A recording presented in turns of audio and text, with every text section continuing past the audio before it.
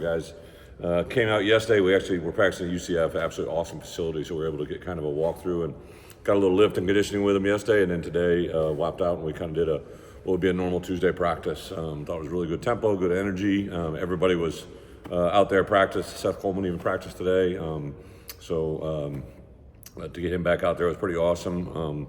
Really can't think of anybody. Everybody else is good to go. I don't think there's any limits. Obviously, Pat Bryant's not here. Actually, Pat will be here tomorrow, I think, but won't practice. But so from a health standpoint, pretty good, pretty clean day. I really like their tempo, attitude. Actually, tonight they're taking a little Fogo de Chao, a little all-you-need Brazilian joint, and I think they're going to the Magic game tonight. Tomorrow is Universal Studios for them, so allows them to kind of get a balance of that, and it's been really fun. Have a lot of Orlando guys, obviously Dennis Briggs. Got a couple guys that are from the Orlando area. Have over 20 players from Florida, so it's pretty awesome.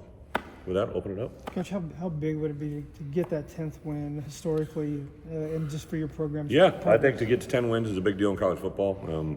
No matter how it comes about, what plays into it, I think anytime you can get to that mark, I've been able to do that a couple times as head coach. I think that sets your team apart from college football, to be honest. So to be on the verge of it at 9 and trying to get to 10th, but really just to get a win against South Carolina to play an SEC team, I would say that these guys are probably playing as good as anybody in the SEC at the end of the year to win those last 6 games. Absolutely dynamic player on offense. Our quarterback is very gifted. I have a lot of really explosive playmakers around him. And then on defense, just obviously another one ends out, but overall very different defense than what we see in the Big Ten. I think it's a very good challenge for our guys. I think they're psyched and wired into it. Obviously, the junior college ruling would seem to open the door possibly for J.C. Davis. Have you guys had any conversations, or how long have you been preparing for that possibility? Well, when that ruling came through, obviously the Vandy quarterback, that kind of put everybody on high alert status. I literally hopped on a plane on Sunday night and flew to my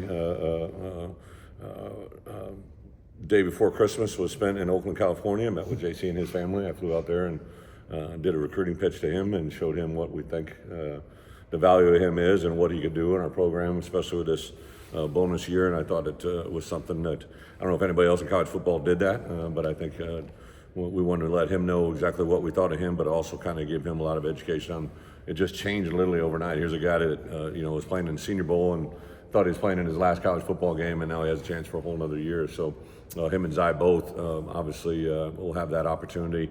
The guys that are on our football team that are JC players, it only applied to the guys who are done with eligibility. So had a good conversation with Zai. I kind of had a feeling this year with the split time that what was going on, he would look for another opportunity. So what we've done with him compared to other guys, he's playing in the bowl game, expect him to play a lot, play very, very well, and then we'll help him find a home, and I offered up my help to help him any way I can. What has JC meant to you guys this year at that primary position? It's a great, you always say this, if you're never talking about your left tackle, it's a good thing, right? He just literally just does what he's supposed to do. I thought the last half of the season, the way he played and the way he kind of engaged in the way we were doing things, it really took his play to a different level. And then ironically, when I went to the house, it was obviously the December 22nd or 23rd, whatever it was. I was just in his house a year ago in January, on January 4th, and to have that picture in my mind of what he was like then when he first came in the door, his before and after a year with us is incredible. So another great indication of what our program can do, and he's taking full advantage of it. Is there a timing element of all of this that you guys are pursuing some other options, obviously? Yeah, I think, these guys, especially done with their eligibility, they, obviously Pat opted out, right? But so he kind of went into training mode. I think the rest of these guys that were seniors, right, as soon as they're done, they literally usually go start training for the combine or doing that next step for them overall. I told them there's no, expiration date. We're not a milk carton in the fridge, right? Like, as you make your decision, that's your decision when you're going to do it. But it also opened up a whole nother world of portal guys. I know there was a certain conference that was trying to stop it, I think, because, they've already spent the money they're going to spend on guys, and now it opens up a whole other world of guys that are eligible for a portal. So it's really kind of an interesting time. The Wisconsin trio guys that you've actually had signed, ready to go for next year, how excited are you about bringing in those guys and having Terrence be able to coach? All of them were kind of a little different story. So Leon, actually, I remember last year when I saw him get in the portal, I knew what Syracuse was doing, so I actually kind of watched him on film, and then he quickly jumped in the Wisco boat. But I had actually watched his film, so I knew about him a year ago. So he was a little bit different. As soon as I saw his name pop up, we were on him pretty quickly. We knew we wanted to sign one kind of a set Coleman type guy, right? A Fox type. So I went pretty hard on him. He came in probably one of the first ones to visit.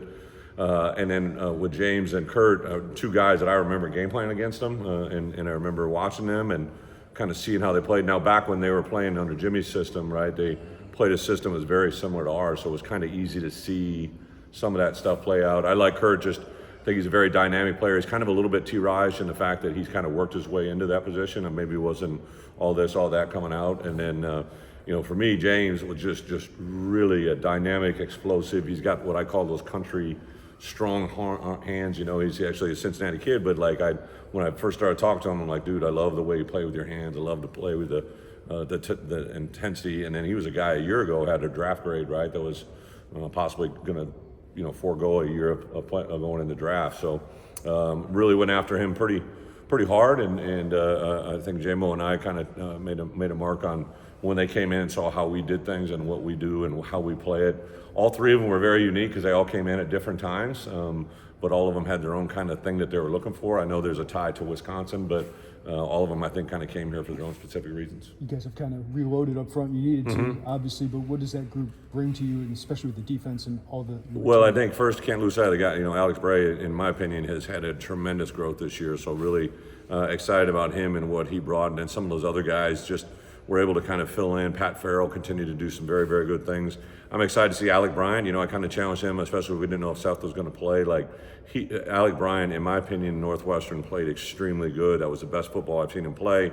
It was the first role that he had as a starter, so that was really pretty awesome to see him take that step forward and see where he can go. Obviously, Gabe and X got some things they're still rolling through, but both those guys are playing the game. We're kind of just helping them through that process too. But we have a chance on offense and defense if we get the right guys in at the right positions, I think to be pretty special. I want to ask you about Tomiwa too. What's he bring to that group? Yeah, Tomiwa? He was another guy I saw a year ago when he was at West Virginia. He was at Kentucky, so I'd called Stoopsy about him. And then when he was at West Virginia going to Florida State, we tried to get in the mix there. Again, probably a different type of end, but they actually played him inside at Florida State, and I think it's a little bit of a hybrid of both. So he's a guy I'm excited because he's got 2 years of eligibility and very athletic kid. Punters are people too. You've got two punters in the portal, but are you satisfied with what you have with Breezy going into next year? Yeah, I kind of knew Are you in Declan. the portal world for a specialist? Yeah, Declan was a guy that we brought in. He wasn't on scholarship. He was a guy that we had kind of talked about coming in and doing what we needed to do, and it wasn't surprising to me. I went to have a conversation with him right after the season. I knew it hadn't gone as well as he had maybe had hoped. So I said, hey, anything I can do to help you get where you need to be? And so I thought that one was coming. Hugh, we had kind of decided all year long he was moving on. I knew he had a year of eligibility, so really no surprise there. Breezy will be our punter in a bowl game, but I think two other kickers in our program, David Alano and Chow, those guys I think are pretty set on where we're at. But I would say that for us, we are still exploring a portal world in a punter world. You added a wide receiver, Bret and Justin. What's he bring to you, and how's your pitch at that position in the portal changed? So J-Bo was actually at Eastern Illinois, right? Kind of crazy, and then obviously had success in the MAC conference. Very tall, athletic, really dynamic kid. Really excited about on film what we saw with him, and came in, was a good fit for us. Really liked what he had done on film. Had talked a lot with Eastern Illinois. They obviously didn't want to lose him, and neither did Ball State, right? Yeah. Ball State. So those guys, I think anytime you're leaving a place and the coaches speak highly of you, it gets me excited. And I think in this portal world, what we want to do is, I always tell these guys, I don't mind getting a little surprised. We just can't get, hit over the head with a billy club, right? So I really wanted to know who these guys are and where they are and what they were. And the reports have been awesome. His mom and dad came to town. We're really, really good people. They're actually from Miami Northwestern. They actually had went to school with Cox brothers, right? And so just crazy kind of connections and put all that together, and I'm excited to get where he is. How's the reception been here in Orlando from the Citrus Bowl? Yeah, so it's kind of funny. My first ever bowl game was the Capital One Bowl back in the day in 2006, and Steve Hogan is the executive director. He and I came in as rookies that year. I was rookie head coach. He's a rookie executive director. So now to come full circle, both of us married and have a couple kids, it's kind of a different world, different outlook. But the people here have always been awesome. The city's been awesome. The way they take care of us. This hotel is absolutely just ideal for our guys and the layout and the spacing, and there it is. So I think to have Orlando this time of year, sometimes you get to these bowl games and maybe the destination cities aren't as great as you would hope, but these people here in Orlando, and I think that we got a special day coming on a Thursday. That's the day when we meet up with the kids that give back to the community, and the way our kids are kind of wired, I think it'll be a really special day. What's this mean for this team, Brett? I know you had a team 2 years ago win games and go to a bowl like this, but what's it mean for this team, especially you guys like Aiden, Matthew, been part of this team? You know, so literally today on a bus ride over to the stadium, I get another text from Mike Maziarz, our academic advisor, and our kids now 4 straight semesters have set an academic record, right? We have really smart kids who I think are good kids. The bowl people, when they're around our players, they talk about just the way our kids are engaged with them and the way they interact, and I don't think all that stuff happens by chance. You know, I'm not saying I got a bunch of choir boys that sing Kumbaya every night, right? But I do think we have good kids that like the game, they like being around it. They have really, you know, today was our 8th practice, bowl practice, and I mean, they were flying around, good tempo, great energy. I had a meeting this morning that I walked out of it. I was just incredibly excited to be a part of that room with them. This is a really fun group.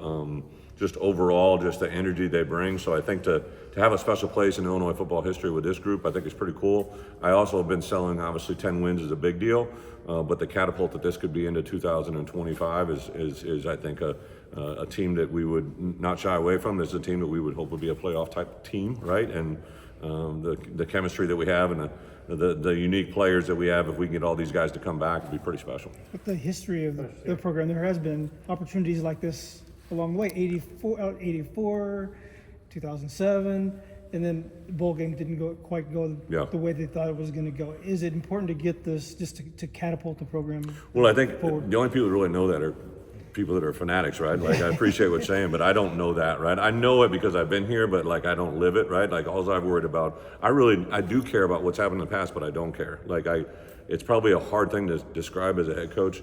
I'm very respectful of everything that's happened in the past. I love when former players come here and all that stuff. I'm very respectful of everything that's been built to come here, but I also think we've been weighted down by the past, right? Like, people always want to go back to what it used to be. Like, hey, there's a new day, right? Come in front, go forward, right? I knew we wanted to build it in a way to get out here, right, and get ourselves in this position. Obviously, you know, to think that today happened just overnight is you know, obviously a very hard concept to process, right? But I'm excited. Is there things that we can do better? Absolutely. I think in this world that's being created right now in college football, it's an unprecedented time. I've never been in a position as a head coach. I've been in some great programs, but now the parity that's in college football, and if we can get to a place that everybody's kind of on the same wheelhouse as far as salary and not salary, but like player portal or the money that's available, right? It's a salary cap, however you want to cut it, right? So like this year, I think we finished 5th in the league, and I know the 4 teams that played above us, I think we're all in a 15 million plus cap range, right? Or a 20 million, on some of them are in 25 million, and we're literally right at 5 million. So there's 3 or 4 teams that are after us that were, you know, 2 or 3 times more salary than we had for players. So I think to get a level playing field is a really awesome time to be to. Thanks, Coach.